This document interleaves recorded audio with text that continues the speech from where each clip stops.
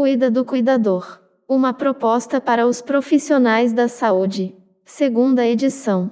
Eugênio Paes Campos. Teresópolis, São Paulo. Unifeso.com. 2016. Introdução à presente edição. Quando publiquei este livro pela primeira vez, em 2005, não esperava que tivesse tanta ressonância.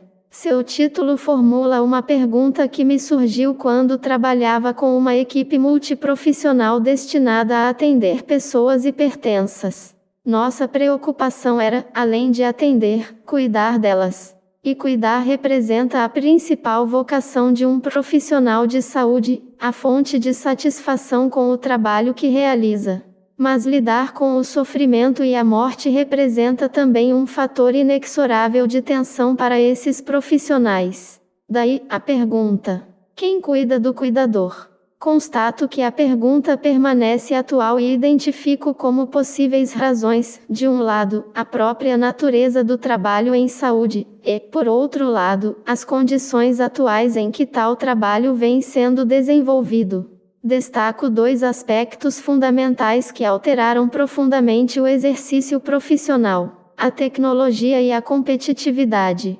A tecnologia trouxe inequívocos avanços nos processos diagnósticos e terapêuticos, mas trouxe também elevação dos custos dos serviços e um certo distanciamento entre o profissional e seus pacientes, agora separados pelos procedimentos técnicos. A competitividade, que aliás atinge a todos os setores da economia, vem transformando a prestação de serviços em saúde num autêntico balcão de negócios. As instituições públicas não recebem os recursos necessários para oferecer assistência de qualidade e as instituições privadas, por definição, buscam o lucro em suas atividades. O profissional vê-se entre a falta de recursos e a obrigatoriedade de gerar lucro para seus empregadores ou contratantes. Não é de espantar, portanto, que os profissionais de saúde sejam dos mais acometidos pela síndrome de burnout, que consiste no esgotamento físico e emocional desses profissionais, como consequência do trabalho que realizam. Frustrados diante da quebra do ideal de cuidar, os profissionais oscilam entre sacrificar-se por manter seus ideais ou sucumbir aos apelos da conjuntura, desligando-se dos seus pacientes como pessoas que demandam cuidados. De um modo ou de outro, os profissionais sofrem e a pergunta permanece no ar: quem cuida do cuidador? Essa é a razão por que decidi reeditar este livro. Na introdução, descrevo com detalhes como surgiu a ideia e como ela foi tomando forma até que o livro nascesse. Espero que, juntos, possamos refletir sobre como buscar apoio para suportar as tensões que o exercício profissional gera, sem que percamos o desejo inicial de cuidar de quem precisa de cuidados. Espero, também, que possamos estabelecer um profícuo diálogo, na busca de descobrir e praticar alternativas que reacendam a esperança de construir, com nossos companheiros de trabalho, uma rede sólida de acolhimento, apoio e cuidado, capaz de resgatar a humanidade dos que nos procuram e do ato que praticamos. Introdução. Este livro é o produto da tese de doutorado que apresentei à Pontifícia Universidade Católica do Rio de Janeiro e cujo objetivo foi a exposição de uma nova modalidade de relacionamento, dentro das equipes de saúde, fundamentada na teoria de Winnicott. A ideia central é a de propiciar aos profissionais de saúde, enquanto cuidadores, a possibilidade de vivenciarem um ambiente de apoio a partir do próprio relacionamento da equipe. Essa ideia veio se consolidando no decorrer da minha trajetória profissional, que se iniciou na medicina, onde exerci, como especialidade, a cardiologia. A princípio chamava-me a atenção a necessidade que tinham os pacientes de algo além do ato de prescrever. Percebia que havia algo além da parte orgânica influenciando a evolução e o tratamento da hipertensão. Era necessário abordar o paciente como um todo, inquirindo-o sobre sua vida, seus hábitos, suas tensões. Instituí o que chamei segundo tempo da consulta, quando conversava sobre tais assuntos, e percebi uma relação direta desses aspectos de vida com os sintomas e a forma de tratar a doença.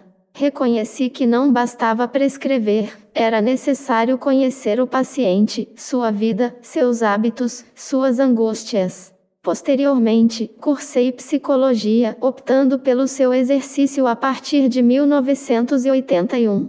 Pouco tempo depois iniciei um mestrado em psicologia cujo tema era abordagens psicológicas da hipertensão arterial. Procurando a literatura, deparei-me com o conceito de suporte social e com a proposta de abordagem dos hipertensos através dos chamados grupos de suporte.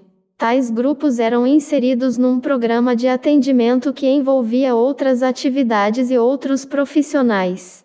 Na verdade, a doença hipertensiva é multifatorial e seu tratamento demanda, além de medicamentos, a prescrição de dieta, atividade física e redução dos níveis de estresse. Consequentemente, tratar a hipertensão significa abordá-la nesses diversos ângulos. Daí a necessidade de uma equipe de profissionais composta por médicos, nutricionistas, psicólogos, assistentes sociais, etc. Havia, pois, nos programas de atendimento a hipertensos através dos grupos de suporte, toda uma estrutura e uma dinâmica de funcionamento com as quais, aos poucos, fui me familiarizando e que consistia em reunir os hipertensos em grupos e oferecer-lhes, a partir dos profissionais de saúde, um ambiente acolhedor e apoiador. Seria um ato de cuidar, que envolveria, de um certo modo, os próprios hipertensos se dando apoio. E cuidar significava preocupar-se, envolver-se, comprometer-se com o objeto a ser cuidado. O profissional de saúde, nessa proposta, age como cuidador e não como prescrevedor. Naquela ocasião realizei também estudo de campo objetivando identificar e descrever formas de atendimento a hipertensos que envolvessem os aspectos psicológicos desses pacientes. Campos, 1986. Visitei 93 instituições de saúde no Rio de Janeiro, entre hospitais, ambulatórios e centros de saúde. Identifiquei 15 locais que desenvolviam programas de atendimento centrados, sobretudo, na formação de equipes multiprofissionais e de grupos de hipertensos. Em 12 deles existiam psicólogos fazendo parte da equipe. Pareceu-me, então, haver uma distinção qualitativa quanto ao êxito do programa em função do grau de motivação dos profissionais e da dinâmica de condução dos grupos de hipertensos. A bibliografia ressaltava a importância desses fatores, que transcendiam a consulta médica convencional. Tais grupos eram descritos como grupos coesos, de apoio ou suporte, dentro de uma categoria maior denominada suporte social.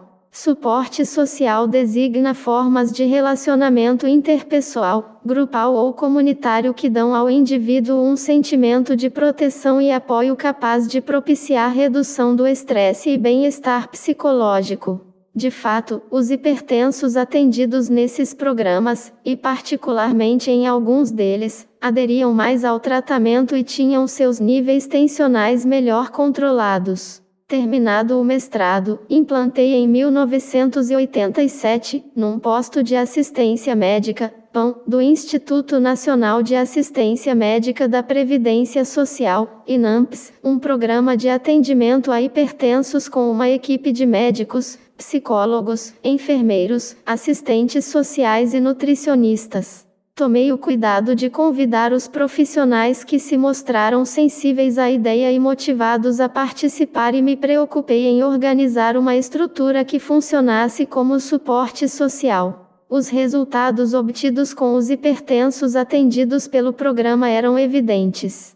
Após 2 anos de funcionamento, fiz um estudo comparativo dos nossos pacientes com aqueles atendidos na mesma unidade de saúde através do atendimento médico convencional, verificando maior aderência ao tratamento e melhor controle dos níveis tensionais nos pacientes do programa. Campos e Leite, 1990. Mais ou menos na mesma ocasião, fui convidado para fazer uma palestra para recepcionistas do hospital onde trabalhava, Hospital das Clínicas de Teresópolis. Deveria falar-lhes sobre qualidade no atendimento. Pensando sobre o que dizer, comecei a imaginar quem eram aquelas recepcionistas, como era efetivamente o seu trabalho. E comecei a palestra expressando-lhes o que havia pensado sobre o cotidiano delas. Em pouco tempo começaram a se manifestar, confirmando o que eu dissera e acrescentando muito mais. A palestra mobilizou o grupo. Todas falavam, até com certa avidez. Disseram ser a primeira vez que tinham a oportunidade de conversar sobre o assunto. Trabalhavam com os cuidadores, de algum modo faziam parte daquela equipe, mas, claramente, precisavam de cuidado. Diziam elas. Como atender bem a um paciente que chega aqui se nós, muitas vezes, estamos precisando mais do que eles? Esse fato me despertou para a observação que vinha fazendo, desde o início do programa de atendimento a hipertensos, de que a equipe de profissionais, os cuidadores, merecia atenção especial. Aqueles desmotivados simplesmente não aderiam. E os motivados vacilavam no decorrer da tarefa. Lembro-me que naquela época estava havendo a unificação do sistema de saúde e profissionais vinculados ao governo federal, através do INAMPS, a Secretaria Estadual de Saúde do Rio de Janeiro e a Prefeitura de Teresópolis, através da Secretaria Municipal de Saúde, passavam a trabalhar juntos sob a gerência da Secretaria Municipal. Havia muita tensão e muita expectativa face a diferentes condições de remuneração, ambiente e recursos técnicos dos diversos profissionais. Da minha parte, embora motivado pelo desafio de implantar uma nova forma de atendimento, sentia-me receoso quanto ao seu resultado. E via a necessidade de me apoiar no próprio grupo. Percebi que os outros também necessitavam de apoio, de um espaço para verbalizar as angústias que os cercavam naquele momento de transição.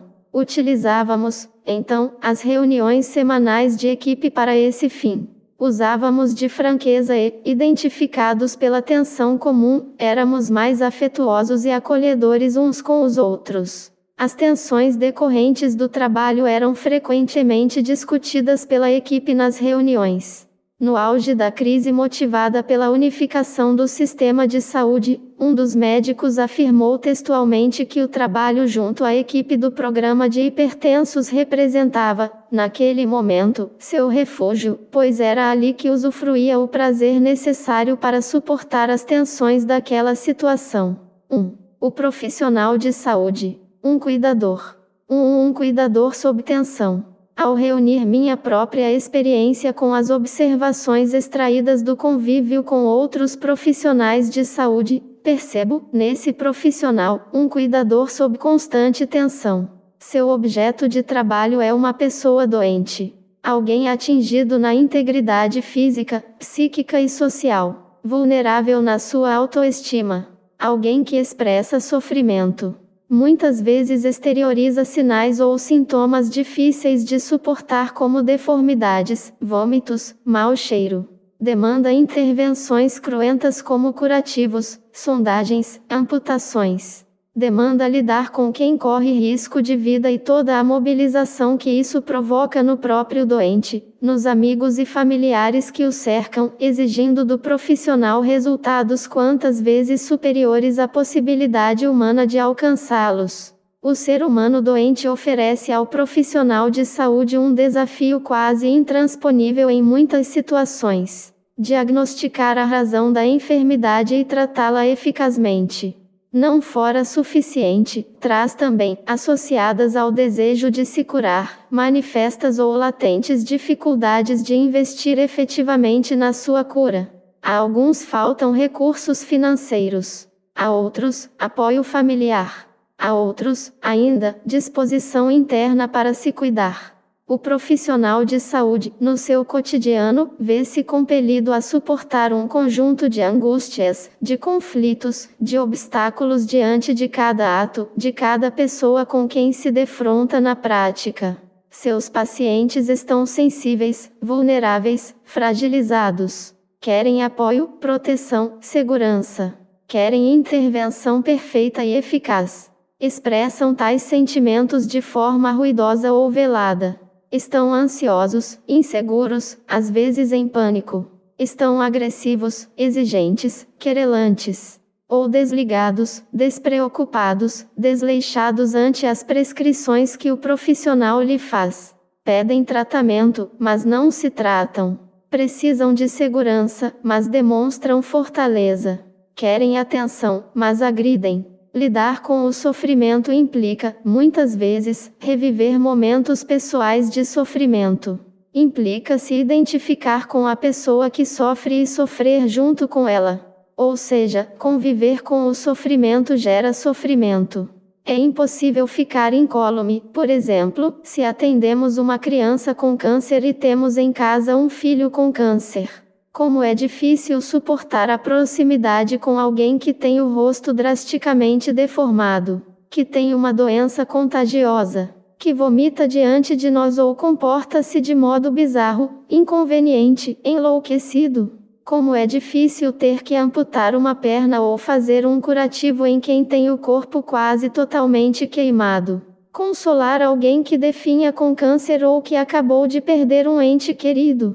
O profissional de saúde é chamado a intervir em situações de risco de vida.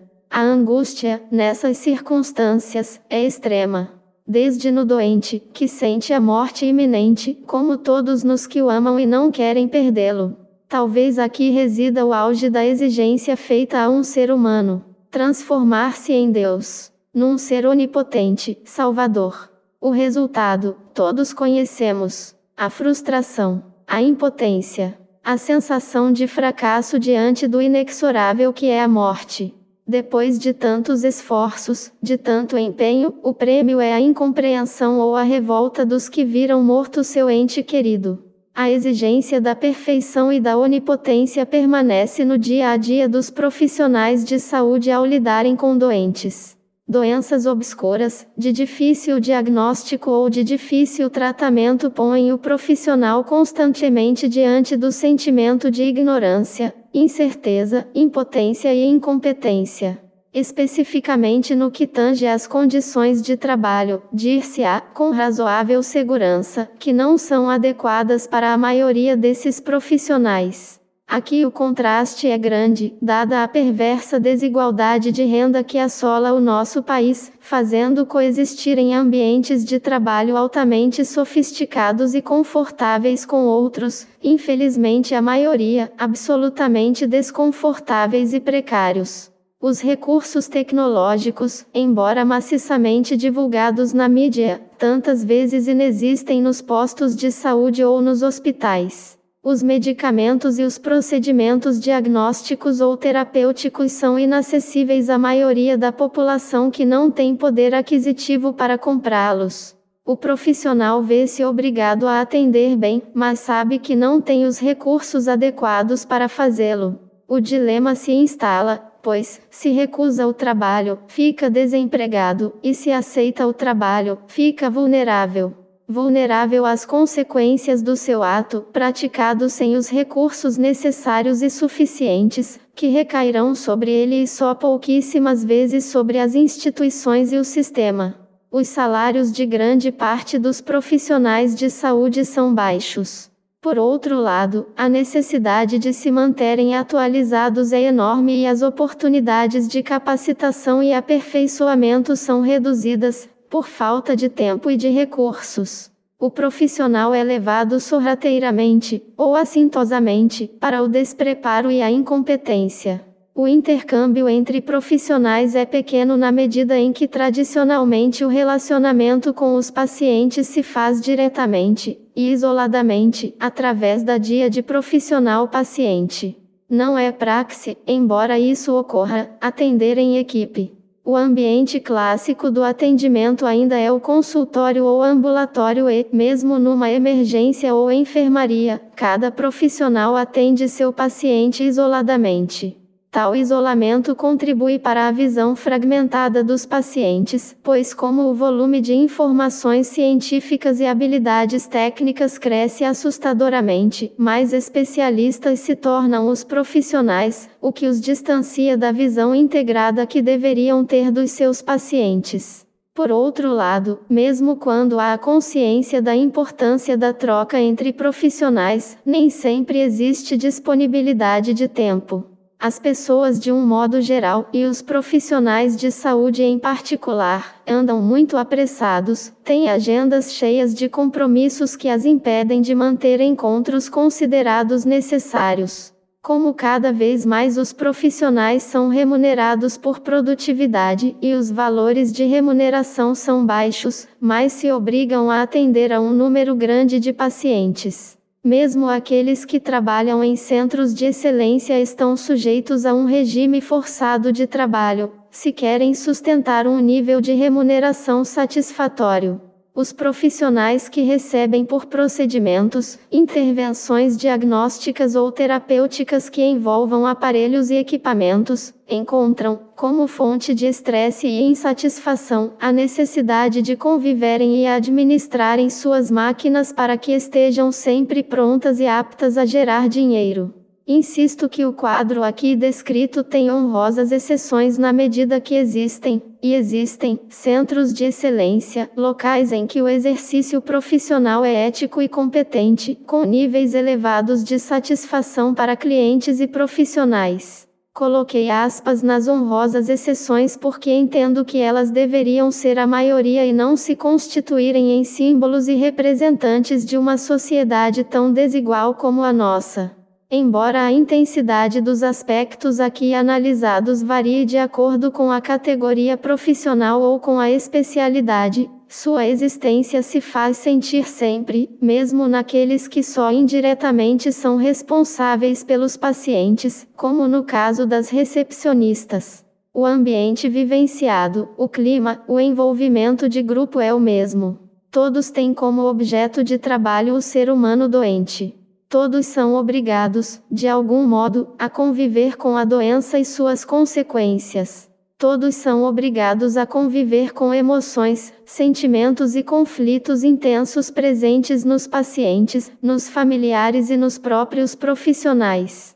Todos são desafiados na sua autoestima frente à expectativa da onipotência que não têm. Todos são obrigados a conviver com a frustração e a impotência. Todos são compelidos a se superarem adotando comportamentos desprazerosos como forma de obter resultados satisfatórios. Todos são obrigados a se confrontar com a realidade da doença e da morte, apontando-lhes a temida, mas inarredável finitude. Os profissionais de saúde têm em sua personalidade pontos fracos e fortes. São mais ou menos maduros, mais ou menos emotivos, mais ou menos éticos, mais ou menos competentes, mais ou menos privilegiados socialmente. Não é incomum que os profissionais de saúde carreguem traumas de sua infância. Muitas vezes vivem no seu âmbito familiar conflitos ou dificuldades de ordem afetiva ou material. Sua saúde nem sempre é boa. A saúde dos seus familiares também não. Eventualmente ocorrem separações ou mortes. Enfim, tudo aquilo que é comum a qualquer ser humano, de qualquer profissão. O que os diferencia é a natureza do seu trabalho. É o fato de trabalharem com pessoas doentes. É o fato de serem mal remunerados e terem poucas oportunidades de qualificação. É o fato de se obrigarem a atender a um número excessivo de pacientes, em ambientes e com recursos precários. Não é difícil antever que psicologicamente são, muitas vezes, indivíduos estressados, com autoestima baixa, sequiosos de reconhecimento, impotentes, sobrecarregados, despreparados, culpados, revoltados, isolados e desamparados. 2 Profissional de saúde paciente. Uma relação cuidador-cuidado. O encontro profissional de saúde paciente ou, em outros termos, cuidador-cuidado, não é fácil nem linear. Se considerarmos os antecedentes de cada um e a dinâmica do encontro, identificaremos uma série de variáveis interferindo no seu resultado. Um fator primordial que se coloca é a motivação para cuidar. Por que o profissional de saúde se propõe a cuidar de alguém? É lícito supor a existência de alguns motivos como solidariedade ou disposição de ajudar os outros, empatia, compartilhamento de experiência vivida, responsabilidade social, reconhecimento social, a ideia de ajudar para ser ajudado, de ajudar porque foi ajudado, busca de recursos financeiros, etc. A maioria desses motivos não fica clara. É provável que exista, em cada profissional, mais de um desses motivos, o que dificulta sua compreensão e análise. De qualquer modo, é simplório afirmar que o profissional de saúde é movido pelo desejo de ajudar. Seria mais correto dizer que é isso que socialmente se espera dele. Eu quero dizer que não existe o cuidador absoluto, ou seja, nem sempre se colocar no lugar de cuidador significa ter o efetivo desejo de cuidar, muito menos a plena possibilidade de fazê-lo.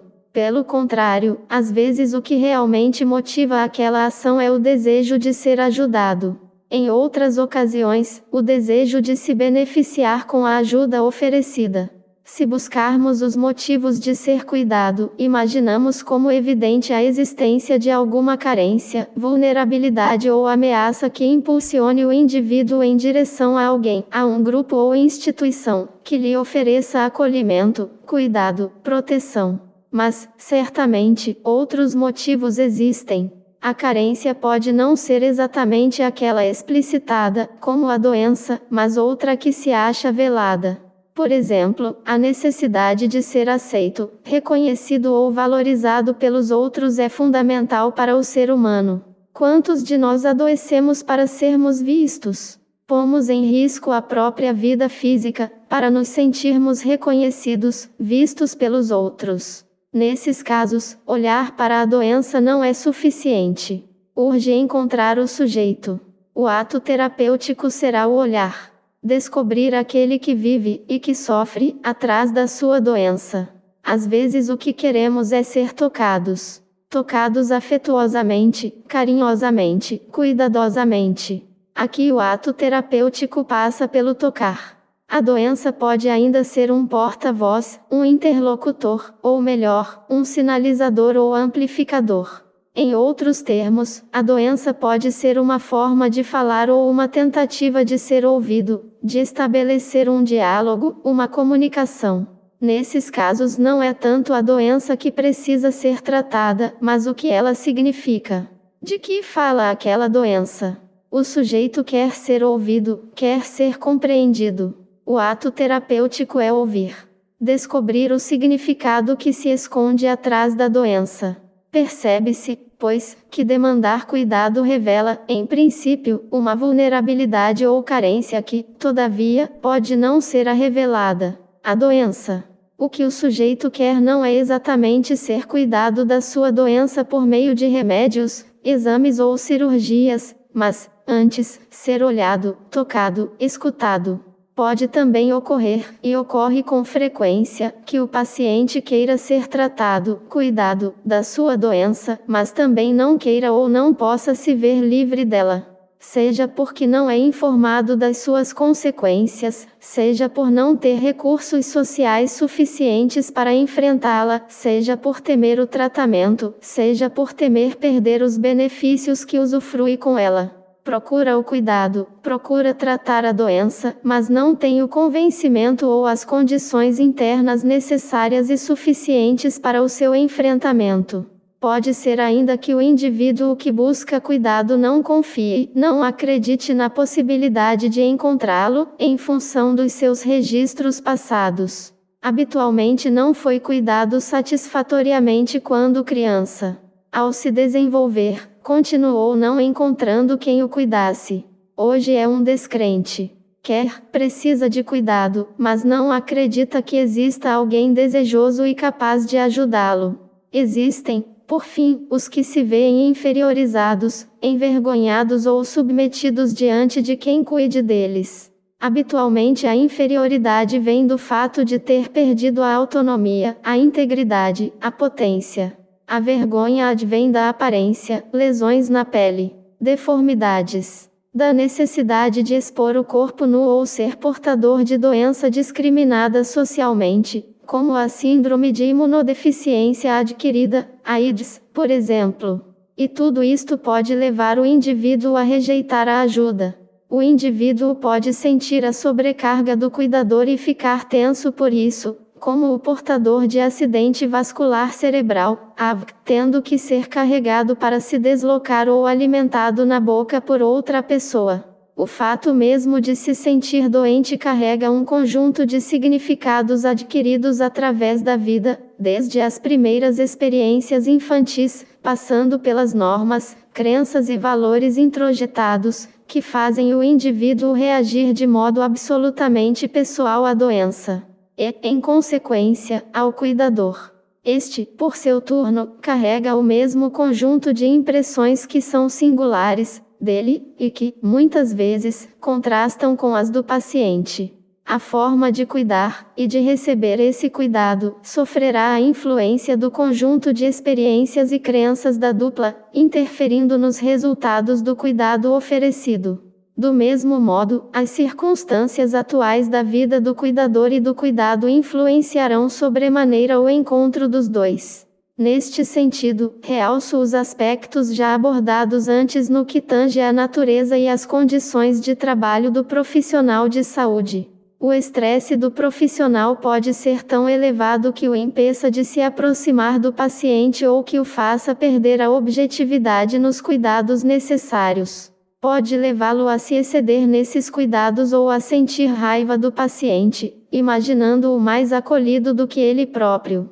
3. O mundo de hoje e suas repercussões sobre profissionais de saúde e seus clientes. Pensar no mundo de hoje implica considerar velocidade, tecnologia, capital, velocidade cada vez maior em produzir bens e informações, velocidade cada vez maior dos meios de transporte e comunicação na difusão desses bens e informações. A produção tecnológica aumentada promove disputa por sua geração e aquisição, e promove disputa pelo capital. Cresce a competitividade e a concentração de riqueza nas mãos de um grupo cada vez menor. A produção biotecnológica tem provocado impactos sobre o indivíduo e a sociedade não só expressados pela maior expectativa de vida, a partir do aprimoramento das técnicas diagnósticas e terapêuticas, como por modificações substanciais na estrutura corporal e psicológica, através de intervenções diretas nos órgãos humanos, na sua possibilidade reprodutiva e, até, no seu código genético. Os seres humanos veem-se hoje diante da quebra da identidade pessoal, da ruptura dos vínculos e normas sociais, da aceleração existencial traduzida pelo consumismo, competitividade e premência de tempo, além de flagrantes desequilíbrios sociais, como violência, drogas, xenofobia, desemprego e desigualdade de renda. O mundo parece transformar-se num grande balcão de negócios e o sistema de saúde não foge disso. As pessoas estão atônitas à procura de si mesmas e os profissionais de saúde aí se incluem. É de se esperar que o relacionamento profissional-cliente sofra sérios abalos. É de se prever que, num mundo tão individualista e competitivo, as pessoas, inclusive os profissionais de saúde, revelem dificuldades crescentes no exercício de vínculos próximos, íntimos e afetivos. É de se esperar que a tensão na busca de um lugar ao sol afaste cada vez mais as pessoas. É de se prever que, em consequência, aumente a necessidade de se criarem oportunidades para o resgate de encontros tão significativos à constituição e ao exercício humano como aqueles capazes de permitir a troca de amor e reconhecimento, carinho e cuidado, compreensão e acolhimento. Por tudo que foi exposto, fica clara a complexidade da relação cuidador-cuidado e a necessidade que têm os profissionais de saúde de encontrar um ambiente de suporte capaz de sustentá-los no exercício de suas funções. de lhes propiciar expressar os sentimentos de alguém que também precisa ser cuidado, de, efetivamente, receber cuidados. Quem lhes oferecerá tal ambiente? Será necessário haver cuidadores de cuidadores? Afinal, quem cuida do cuidador? 1.4 A questão: quem cuida do cuidador? Desde a década de 1970, segundo Kaplan, 1976, os profissionais de saúde vêm sendo estimulados a funcionar como suportes sociais para seus pacientes, seja individualmente, seja em equipe.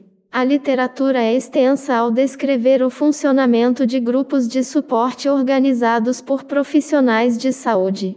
Seu uso vem se difundindo, seja em ambulatórios, hospitais ou ambientes comunitários através de grupos de hipertensos, diabéticos, gestantes, aidéticos, vítimas de violência sexual, conduzidos por equipes de médicos, enfermeiros, psicólogos, etc. No caso dos hipertensos, são médicos, psicólogos, enfermeiros e assistentes sociais da rede de saúde voltados para a prestação de serviços à comunidade, desenvolvendo programas específicos de atendimento aos portadores dessa afecção. Por outro lado, se considerarmos o estresse cotidiano em que vivem tais profissionais no contato direto com o sofrimento e a morte, fácil é imaginar que, também eles, estejam vulneráveis à doença. Os profissionais de saúde, tanto quanto os pacientes, demandam a necessidade de apoio e suporte. Observa-se que é extensa a literatura sobre grupos de suporte voltados para pessoas e situações de doença ou estresse, mas poucos são os trabalhos que enfocam os profissionais de saúde, não enquanto cuidadores, mas enquanto pessoas demandando cuidados.